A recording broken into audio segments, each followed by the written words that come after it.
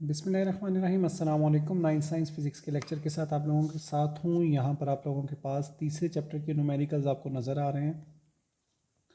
यहाँ आप देख सकते हैं पहला, दूसरा, तीसरा, चौथा ये आपकी क्लास वर्क का हिस्सा है। पाँचवा और नौवां ये आप सॉरी पाँचवा और नौवां क्लास वर्क का हिस्सा है, और ये पहले चार और आठवां और 10वां जो है वो होमवर्क का हिस्सा। नीचे जिनकी डैशेस लगी हुई हैं वो आपके होमवर्क हैं, और जिन पर टिक हुआ है वो आपका क्लास वर्क है। पर कता नज़र इससे क्या क्लास वर्क है क्या होमवर्क है, हम लोग क्वेश्चंस अपने स्टार्ट करेंगे। ठीक है, पहले क्वेश्चन से शुरू कर रहा हूँ। 3.1 बुक से पढ़ रहा हूँ, आप लोग अपनी अपनी बुक्स पर फॉलो कीजिए प्लीज़।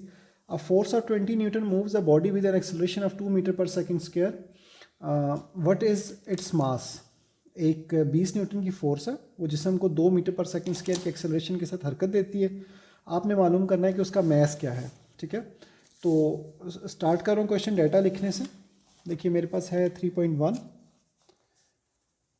जो डाटा दिया हुआ है पहली वैल्यू है हमारे पास फोर्स की जो कि है 20 न्यूटन।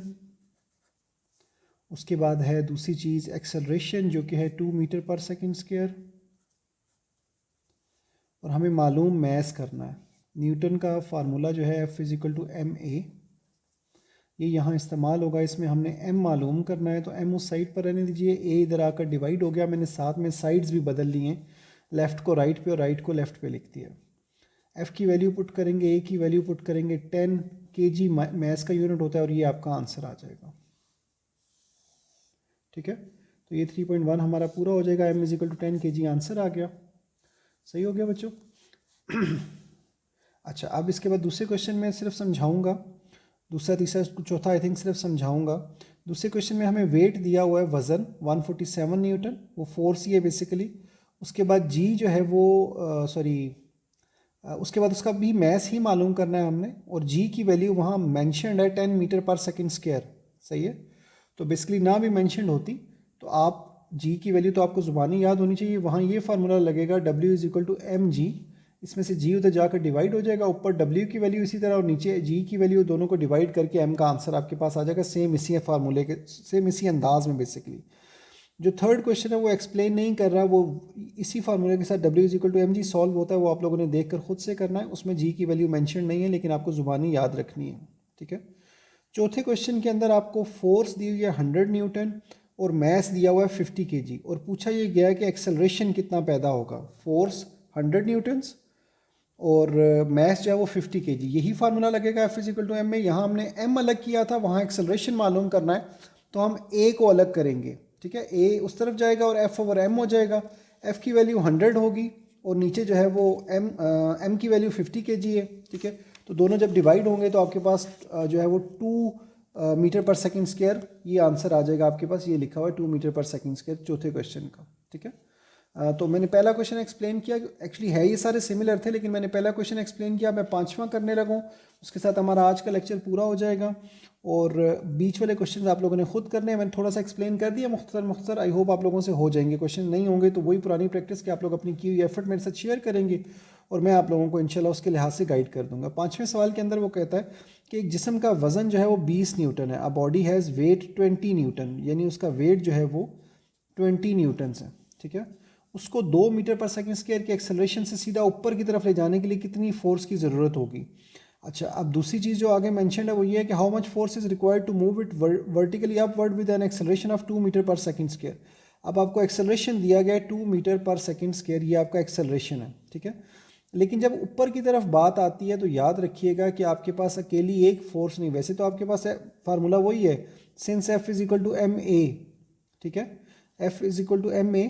मैंने शायद बीच में से कुछ मिस किया, मैं एक दफ़ा दोबारा क्वेश्चन पढ़ूँ। एक जिस्म का वजन 20 न्यूटन है, इसको 2 मीटर पर सेकेंड स्क्वायर के एक्सेलरेशन से सीधा ऊपर की तरफ लेकर जाने के लिए कितनी फोर्स की ज़रूरत होगी। ठीक है, तो ये तो हो गया। सही है, इसका मैथ्स मुझे नज़र नहीं आ रहा, तो सबसे पहले हम मैथ्स ही कैलकुलेट कर लेते हैं। डायरेक्टली लिखूंगा तो आप लोगों को समझ नहीं आएगी, इसलिए मैं यहाँ पर मैथ्स जो है वो मालूम करने के लिए W is equal to M G का फार्मूला लगा रहा हूँ। ठीक है, जी इधर आकर डिवाइड हो जाएगा, m उसी तरफ लिखा हुआ है। पिछली दफ़ा मैंने एक ही स्टेप में कर दिया था, इस दफ़ा मैंने 2 स्टेप्स किए हैं। W ओवर जी, W की वैल्यू दी हुई है 20, जी की वैल्यू होती है 10, तो ये डिवाइड होगा तो मैथ्स आपके पास आ गया 2 kg। ठीक है, जी की वैल्यू आपने अपने पास से लिख ली, since G is equal to 10 metre पर सेकेंड स्क्वायर। आप चाहे ऐसे लिखें चाहे ऐसे लिखें, एक ही बात है। ठीक है, तो ये हमें तीन चीज़ें समझे दी हुई थी, दो चीज़ें दी हुई थी, एक चीज़ हमें याद थी और एक चीज़ हमने निकाली, लेकिन असल में हमने फोर्स मालूम करनी थी।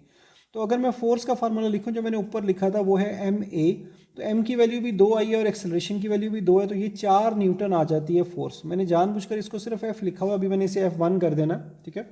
असल में होता क्या है कि जब एक जिस्म नीचे से ऊपर की तरफ हरकत करता है तो आपको उसके वज़न के बराबर भी फोर्स लगानी पड़ती है, ठीक है। और उसके बाद दूसरे नंबर पर जो उसकी हवा की मज़ाहमत है, ग्रेविटी है, उसके अगेंस्ट भी आपने जो है वो कह लीजिए कि फ़ोर्स लगानी है। तो बेसिकली जब आपने कोई एक ऑब्जेक्ट इधर से उठाकर ऊपर लेकर जाना है तो एक फोर्स उस पर लगेगी जो उसके वज़न को कैंसिल आउट करेगी। मतलब अगर 20 न्यूटन उसका वेट है तो वो फोर्स भी 20 न्यूटन ही होगी, ठीक है। और दूसरी फोर्स उस पर वो लगेगी जो मैंने ये कैलकुलेट की है, यानी इसको ऊपर लेकर जाने के लिए। तो मैं यहाँ स्टेटमेंट लिख रहा हूँ, पहले उर्दू में लिखता हूँ फिर उसके बाद इंग्लिश में लिख देता हूँ, ठीक है। आई होप आप लोगों को हाँ जी नज़र आ रहा है, सही है। अब मैं यहाँ लिखने लगा हूँ कि जिस्म को ऊपर हरकत देने के लिए, जिस्म को ऊपर हरकत देने के लिए जो फोर्स चाहिए वो बेसिकली आपके वज़न के बराबर है। यहाँ मैं लिख रहा हूँ उर्दू में, जिस्म को ऊपर हरकत देने के लिए मतलूबा फोर्स उसके वज़न के बराबर होगी। मैंने बीच में लाइन लगाई हुई थी इसलिए मुझे इस तरह लिखना पड़ा, आप लोग प्लीज़ सीधा करके लिख लीजिएगा। मैं इंग्लिश वालों के लिए भी जुमला लिख रहा हूँ, ये लोग आप लोग नोट कर लीजिए, वीडियो पॉज करके आराम से नोट कर लीजिए। उसके बाद मैं इंग्लिश मीडियम वालों के लिए लिख रहा हूँ। Since the force required to lift an object upwards is equal to its weight। अच्छा, पहले आप लोगों को ये मेंशन कर दूं जो बात मैंने यहाँ बताई थी और अधूरी छोड़ दी थी कि इसे फिर हम F1 मानेंगे और उसे F2 मानेंगे, ठीक है। ये वो फोर्स होगी जो आपने कैलकुलेट की उठाने के लिए, ठीक है, और ये वो फोर्स होगी जो वज़न के बराबर होगी, यानी जो F2 है। इस जो जुमले जो हमने बात लिखी है इसका मतलब ये है कि जो F2 है वो वेट के इक्वल होगी, यानी 20 न्यूटन होगी, ठीक है। अब F जो होगी वो दोनों का सम होगी, यानी F1 प्लस F2 दोनों का सम होगा। तो F1 मेरे ख्याल से 4 आई थी और F2 जो है वो 20 है। हाँ जी, F1 4 थी और F2 जो है वो 20 है। तो ये ऐड होकर आपका 24 न्यूटन्स हो जाएगा, जो कि आपके इस सवाल का आंसर भी दिया हुआ है। ये यहाँ पर 24 न्यूटन्स लिखा हुआ है, ठीक है। तो ये आपका फाइनल आंसर हो जाएगा इस क्वेश्चन का, ठीक है। तो बेसिकली इसको आराम से नोट कर लीजिए अपने पास, मैं आप लोगों के सामने खोल कर रख रहा हूँ, साथ में मैं बोलता रहूँगा, आप लोग नोट करते जाएँ इसको, ठीक है जी। अगर किसी का कुछ रह चुका है तो वो नोट कर ले, वरना आप आसानी से वीडियो को पॉज करके नोट कर सकते हैं। तो मैं रिपीट कर दूं अपनी बात को कि हमने पहला क्वेश्चन पूरा सॉल्व किया है, दूसरा तीसरा चौथा मैंने आपको थोड़ा थोड़ा एक्सप्लेन कर दिया, हल्का हल्का बिल्कुल। और पांचवा क्वेश्चन मैंने पूरा सॉल्व किया, वो बेसिकली थोड़ा मैंने ज़्यादा ही करके सॉल्व किया, लंबा करके। स्टेटमेंट आप एक लिखेंगे, या उर्दू वाली लिखेंगे या इंग्लिश वाली, उर्दू मीडियम वाले उर्दू की, इंग्लिश मीडियम वाले इंग्लिश की, ठीक है। तो इसके साथ ही हमारा आज का लेक्चर पूरा होता है। अगर इसमें कोई क्वेश्चन हो तो वो प्लीज़ मेरे से ज़रूर पूछिएगा। अपना ध्यान रखिएगा। अल्लाह हाफिज़। इंशाल्लाह अगले लेक्चर के साथ आप लोगों के साथ दोबारा मुलाकात होगी।